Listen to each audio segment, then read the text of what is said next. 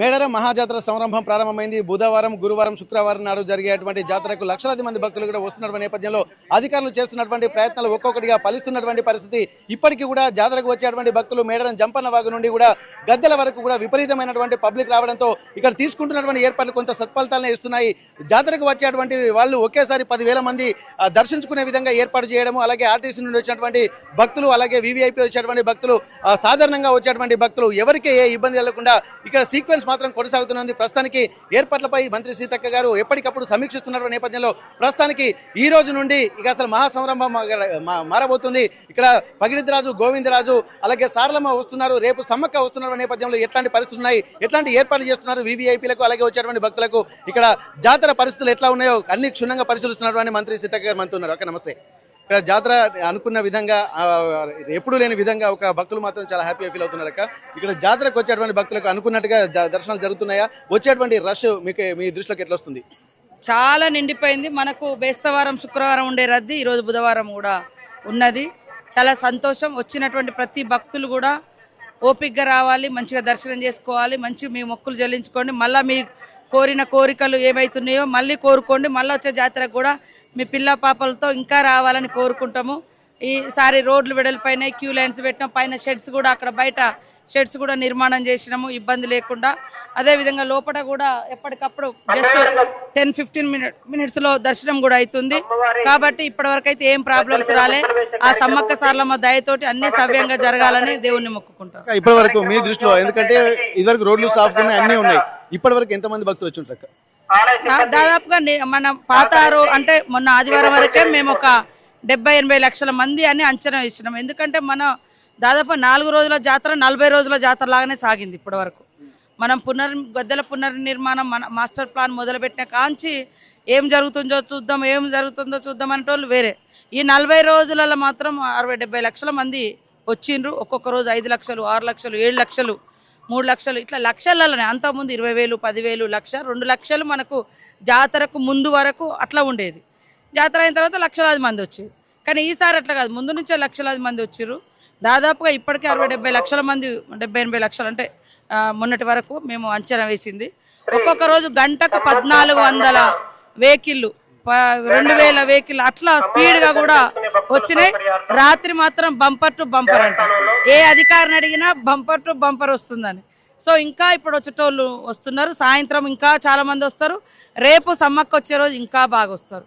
ఇక రేపు సాయంత్రం నుంచి కొంతమంది తిరుగు ప్రయాణం నడుస్తూ ఉంటుంది. మళ్ళీ రేపు సాయంత్రం వచ్చేటోళ్ళు శుక్రవారం మొక్కులు చెల్లించుకోవడం కోసం వస్తారు. కాబట్టి ఎంతమంది వచ్చినా ఈసారి రోడ్లు విశాలంగా ఉన్నాయి. మరి అడవిలో కూడా ఎక్కడైనా కూడా ఉండడానికి, సేద తీరడానికి అన్ని అవకాశాలు ఉన్నాయి.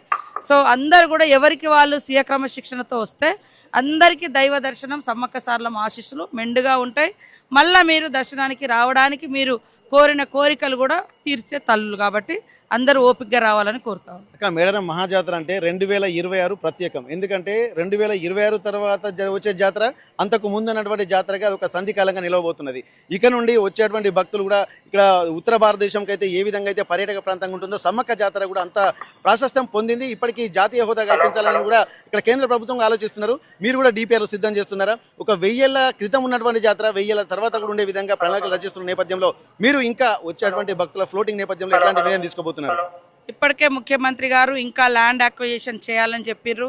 ఎందుకంటే వచ్చే వాళ్లకు సౌకర్యాలు కానీ, కొత్తగా ఇంకా కొన్ని నిర్మాణాలు కానీ, చెట్ల పెంపకం కానీ, అదేవిధంగా పుణ్యక్షేత్రంగా ఈ తెలంగాణ రాష్ట్రంలో వర్ధిల్లాలి, దక్షిణాది పుణ్యక్షేత్రంగా ఉండాలని వారు కూడా మన సీఎం రేవంత్ రెడ్డి గారు మనస్ఫూర్తిగా ఇక్కడ ప్రకటించారు.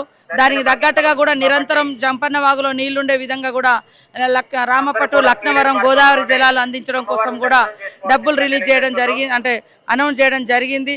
రాబోయే కాలంలో బస్ స్టేషన్ కానీ, మరి అదేవిధంగా పోలీస్ క్యాంప్స్ కానీ, ఇంకా కొంత విఐపీల అకామిడేషన్ కానీ, మా చిన్నతనంలో ఒక చెట్టుకి ఈ చెట్టు ఉందంటే చెట్టు కింద ఒక 10-15 కుటుంబాలు, దాదాపు మినిమం 50 మంది ఉండేది. మనం ఇన్ని కాంక్రీట్ జంగల్స్ ఇన్ని కట్టినా చేయలేము. కాబట్టి వీలైనంత వరకు ఎక్కడికక్కడ ఆ తల్లులకు ఇష్టమైన ఇప్ప చెట్లు, కొండమామిడి చెట్లు, మారేడు చెట్టు ఇట్లాంటివన్నీ పెంచి వీలైనంత వరకు చెట్ల కింద కూడా సేద తీరడం, మంచి గాలి, మంచి ఇప్పుడు అడవులలో చాలా లక్షలాది మంది ఉన్నారు లోపల. ఈ రోడ్లు ఇటు ఉండాలంటే పాపం ఆ టెంట్ల కింద ఎండకు ఇబ్బంది అవుతుంది. కాబట్టి ఇంకా కూడా కొంచెం భూమి కొనుగోలు చేస్తాం. ఇక్కడ గుట్ట మీద కూడా 30 ఎకరాల భూమి ఉంది. ఆ గుట్టని కూడా డెవలప్ చేస్తాం.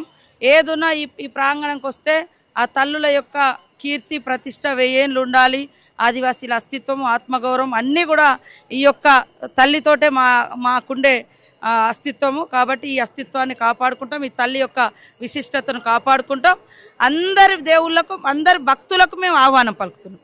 వాళ్ళు మా తల్లులు మా తల్లులే, కానీ అందరి దేవుళ్ళు అందరి ఇంటి ఇలవేల్పులుగా కోరికలు తీరుస్తున్నారు. కాబట్టే కులము మతము ప్రాంతం అని తేడా లేకుండా లక్షలాది మంది కోట్లాది మంది వస్తున్నారు. ఆ కోట్లాది మంది భక్తులకు మేము ఖచ్చితంగా సౌకర్యాలు అనేది అద్భుతంగా ఇంకా రాబోయే కాలంలో చేస్తాం. ఇప్పుడు వేరే రాష్ట్రాల నుంచి ఇప్పుడు for example RTV ground trip లో చెన్నై నుండి కూడా చాలా మంది వచ్చారు. వాళ్ళు ఏంటంటే వచ్చి ఒక 10 రోజులు మాత్రం ఇక్కడే ఉందామని అనుకుంటున్నారు. ఎందుకంటే ఇక మిగిలిన 2 ఏళ్ల దాకా మేము బయట పనులు అన్నీ చేసుకుంటాము, ఈ 10 రోజులు మాత్రము ఉండడమే కాకుండా 4 రోజులు ఖచ్చితంగా ఇక్కడే ఉంటామని చెప్పి ఆ తర్వాతనే వెళ్తామని చెప్పి అంటున్నారు. కానీ అట్లాంటి వాళ్ళు ఏం చెప్తున్నారంటే మాకు కొంత అకామిడేషన్ అంటే కాటేజెస్ కానీ ఇవి ఉంటే బాగుంటుందని అన్నారు. ఎందుకంటే అమ్మవారి ప్రాశస్త్యం నమ్మకం మీద ఇంత వస్తున్నాము, ఇక్కడ భక్తి ప్రాపత్యంగా అంత నమ్మకాలు ఉన్నాయి. అట్లాంటప్పుడు కొద్దిగా పర్మనెంట్ సొల్యూషన్ ఉంటే దూర ప్రాంతాల నుంచి వచ్చేటువంటి వాళ్ళకి బాగుంటుందన్నారు. అట్లాంటి ప్రణాళికలు ఏమైనా ఉన్నాయా? కొంత చెట్ల పెంపకం ఉంటుంది, కొన్ని బిల్డింగ్స్ కూడా ఈసారి కట్టాలనేది ఆలోచన ఉంది. ఎందుకంటే ఎవరైనా వచ్చినప్పుడు రూమ్లు ఇవ్వలేకపోతున్నాము. అలాంటి టైంలో వాళ్ళు కూడా బాధపడొద్దు అనే ఉద్దేశంతో మరీ కాంక్రీట్ జంగల్ కాదు కానీ అక్కడక్కడ కొన్ని అయితే నిర్మాణం. మీరు ఒక మాట చెప్పారు, నిరంతరం జంపన వాగులకి వాటర్ రావాలని చెప్పి. దీనికి ఒక ప్రత్యేకమైనటువంటి అంటే కెనాల్ సిస్టమ్ కానీ ఏమన్నా నేటివ్ ఒక ప్రణాళికలు పెట్టారు దీనికి? ఇంతకు ముందు నేనే అప్పుడు డిమాండ్ చేసాం చెక్ డౌన్ కావాలని, కానీ లాస్ట్ గవర్నమెంట్ దాన్ని చాలా పెద్దగా హైట్ పెట్టి కట్టడంతో చాలా మంది మునిగి చనిపోయారు. సో కొంతమంది ఒక సెంటిమెంట్ గా కూడా ఇప్పుడు అన్నారు జంపన్న వాగు ఎప్పుడు ప్రవహించాలి, అడ్డుకోవద్దు అని. కాబట్టి అడ్డుకోకుండా లాస్ట్ లో మత్తడి పడే విధంగా నిర్మాణం చేయాలనేది మనం చూసాం. లాస్ట్ జాతరలలో దాదాపుగా 30 మంది వరకు చనిపోయారు వాగుల. అసలు అక్కడ ఏమీ ఉండదు, కానీ సడన్ గా ఉంది. సరే ఇందాక ఒక రిపోర్టరే ఇలా దేవుడే నచ్చలేదు అని అంటున్నారు అక్క అని అంటే నిజమే కావచ్చు, ఎందుకంటే అది చిన్న ఇంత దాంట్లో కూడా మునిగి ఇదవుతుంది. సో అది అన్ని ఆలోచించి ఆ గుడి నిర్మాణానికి ఎట్లయితే పూజారులు మా దేవతలది ఆలోచన తీసుకున్నామో ఆ జంపన్న వాగుది కూడా అలాగనే ఆలోచన చేసే ఎక్కడ చెక్ డ్యామ్ కట్టాలని ఆలోచన చేసి కట్టిస్తాం. కానీ ఎప్పుడు నీళ్లు మాత్రం ప్రవహించే విధంగా ఉంచుతాం. 251 కోట్ల రూపాయలు ఇన్వెస్ట్ చేశారు ఇక్కడ. ఇప్పటి వరకు అద్భుతమైనటువంటి వాతావరణం. ఎందుకంటే గతంలో చూడని జాతర ఇప్పుడు చూస్తున్నటువంటి భక్తులు మాత్రం ఎప్పుడు లేని విధంగా ఉన్నారు. కానీ ఇవి సరిపోయినాయి అనుకుంటున్నారా ఈ వచ్చే భక్తులకి? అంటే వాస్తవానికి ఇట్లాంటి జాతరలలో ఎన్ని చేసినా తక్కువే అనిపిస్తుంది. ఇప్పుడు తిరుపతి పోతే లిమిటెడ్గా ఉంటారు, 2 లక్షలు 5 లక్షలు 10 లక్షలు ఉండొచ్చు, వాళ్ళు రోజు వస్తుంటారు. మనకు యాదాద్రి పోతే కొంత పాపులేషన్ తక్కువ ఉంటుంది. ఇక్కడేమో ఒకే రోజు 30-40 లక్షల మంది కూడా వస్తుంటారు. ఇది ఇబ్బంది అవుతున్నప్పటికి కూడా మేము వీలైనంత వరకు మా ఎఫర్ట్స్ అన్ని పెడుతున్నాము వాళ్ళని తృప్తిపరచడం కోసం, వాళ్ళకి సౌకర్యాలు కల్పించడం కోసం. ఎక్కడైనా చిన్న చిన్న ప్రాబ్లం వస్తే పెద్ద మనసుతో అర్థం చేసుకోండి, సూచనలు చేయండి, ఇంకా దాన్ని చేస్తాము. రోడ్ల మీద ఎక్కడ చూసినా వాటర్ ట్యాంకులు కూడా పెట్టినాం, మంచినీళ్ళ ప్రాబ్లం ఉండొద్దని. ఒక్కొక్కసారి అయిపోగానే అందుబాటులో అక్కడ ఉండే అధికారి వెంటనే దాన్ని షిఫ్ట్ చేయాలి. ఆయన అట్లనే మర్చిపోతే అది ఇబ్బంది అవుతుంది. కాబట్టి ఇట్లాంటివన్నీ కూడా సరి చేసుకుంటాం. ఇప్పుడు జాతీయ హోదా ఉంటే ఇంకా కేంద్రం నిధులు కూడా ఉంటాయని చెప్పి అంటున్నారు. ఇప్పుడు జాతీయ హోదా కోసం ఏమైనా ప్రయత్నం చేస్తున్నారు? ఒకవేళ ఉంటే ఎప్పటివరకు వచ్చిన ప్రయత్నాలు? వాళ్ళు కరాఖండిగా చెప్పేసిర్రు మేము ఇయ్యమని. వాళ్ళు కుంభమేళను లేకుంటే ఇంకా వేరే చూస్తారు. ఇదేమో మాస్ పబ్లిక్, ఆదివాసీ దేవతలు, అన్ని వర్గాలు, అన్ని కులాలు, అన్ని మతాలు వస్తుంటారు. కాబట్టి బీజేపీ ప్రభుత్వము ఇస్తుందని నేను అనుకోవడం లేదు, ఇయ్యమనే వాళ్ళు చెప్పేసారు ఆల్రెడీ. థ్యాంక్ యూ అక్క. అయితే ఇక్కడ చూడొచ్చు మేడారం జాతరకు ఎంత ప్రాశస్త్యం ఉందంటే ఇక్కడ కులాలు లేవు, మతాలు లేవు, అన్ని వర్గాల వాళ్ళు వస్తున్నారు. ఎందుకంటే ఒక నమ్మకమే ఇక్కడ పెట్టుబడిగా, నమ్మకమే భక్తిగా ఇక్కడ మనకు కనిపిస్తుంది.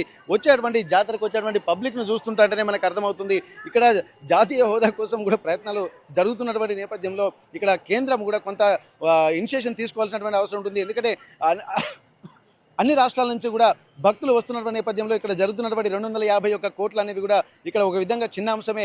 రాబోయే రోజుల్లో కూడా వచ్చేటువంటి భక్తులను దృష్టిలో పెట్టుకొని నిరంతరంగా కూడా దీన్ని డెవలప్ చేసేటువంటి ప్రణాళికలు కూడా ముందుండబోతున్నాయి. కాబట్టి ఎట్టి పరిస్థితుల్లో ఈ తెలంగాణ అస్తిత్వాన్ని కాపాడేటువంటి ఈ జాతర, వనవాసి జాతరను కూడా రేపు రాబోయే రోజులకు భవిష్యత్తులకు అందించాలంటే ఒక శాశ్వతమైనటువంటి ప్రాతిపదికలో పనులు చేపట్టడమే కాకుండా మరిన్ని అభివృద్ధి కార్యక్రమాలు చేపడుతున్నామని చెప్పి మంత్రి సీతక్క చెప్తున్నటువంటి పరిస్థితి. మేడారం నుండి కెమెరా పర్సన్ వంశీతో వెంకటరత్నం, RTV వరంగల్. చరిత్ర సృష్టించినోడు ఇప్పుడు ఆ చరిత్రని తిరగరాయబోతున్నాడు. అబద్ధాల గోడల్ని బద్దల కొట్టి నిజాలను రాగా మీ ముందుంచబోతున్నాడు. నిజమైన వార్తల కోసం వెంటనే డౌన్లోడ్ చేసుకోండి రా యాప్ని.